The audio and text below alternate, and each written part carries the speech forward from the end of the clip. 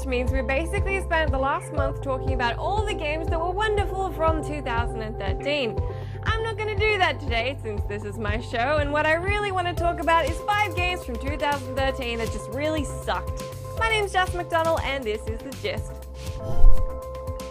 So this one is a bit of a cheat since technically it came out towards the end of last year, but since it's been rebranded and re-released this year, I'm willing to cut it some slack, before I tear it to pieces. First available in October of last year, The War Z was pulled from Steam just 2 days after launch due to false advertising, since several features listed in the store description weren't actually in there. Then, after being made available again in February of this year, critics and users saw that it wasn't just that the devs were liars, it's that the whole thing freaking sucks. From horrible microtransaction integration to design, bugs and beyond, executive producer of the game, Sergey Titov, proved that not only is he a sucky person who uses homophobic slurs, his game is total crap too. Which it seemed he realized when in June of this year he rebranded the game to be Infestation Survivor Stories. Unfortunately, this didn't change his reputation or the fact that the game still sucked. The War Z was not the only game that got dropped from Steam though, as Ashes Cricket 2013 also shared that high honor, though it doesn't look like it'll be returning.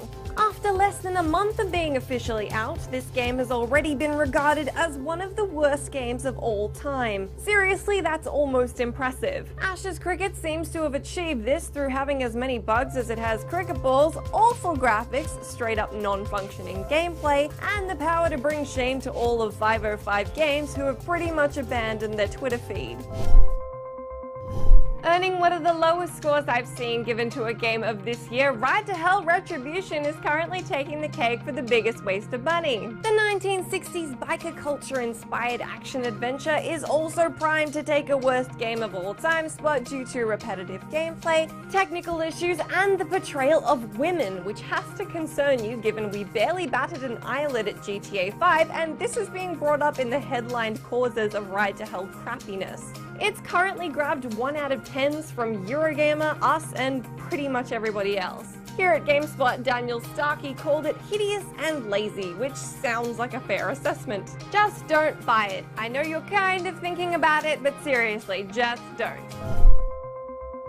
Next up is an Xbox One game which will be doing the opposite of system selling because The Fighter Within is simply terrible. The best laid example of why playing fighters with the Kinect still sucks, the motion control brawler Fighter Within not only wants you to look like an idiot by throwing punches near your TV, but it's also planning to mock you as you do so by making you punch to use menus and refuse to translate your motion to screen at random intervals. Beyond that, the animations are lazy, the story is crap, and the protagonist will bore you to tears. The dialogue does almost get to a point where it feels like watching a B-grade horror film, and it's almost so bad that it's good, but then it's not. I'm taking this dinosaur and I'm out of here. Probably a good gag gift for someone you don't like very much, but other than that, I would stay far away from this one.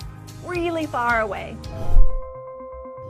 Last but not least, one of this year's more controversial failures was Aliens Colonial Marines, because it shouldn't have been this crap and we're angry. Like many of today's horrible 2013 game examples, the problems here were largely bugs, graphics that didn't deliver, and unbalanced gameplay punctuated by crudely implemented multiplayer co-op.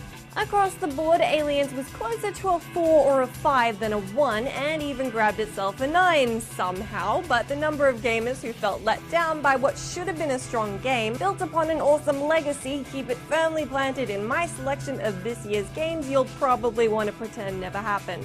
What was your pick for the worst game of 2013? Was it one of the above or something completely different?